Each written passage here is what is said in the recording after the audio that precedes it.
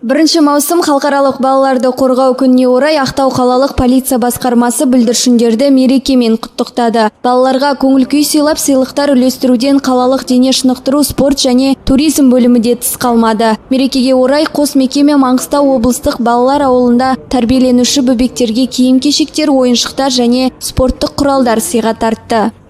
Біз Ақтау полиция басқармасы ұжымының атынан осы ауылдың балаларын құттықтауға келіп отырық.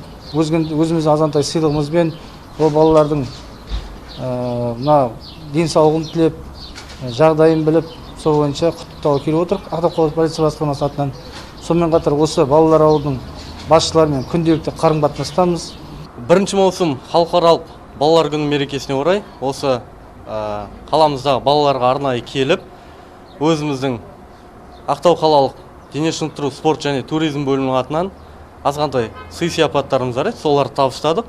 Алдағы уақытта да осыны үрдіске айналдырып, жиі келіп тұруды дәстүрге айналдырамыз деген ойымыз бар.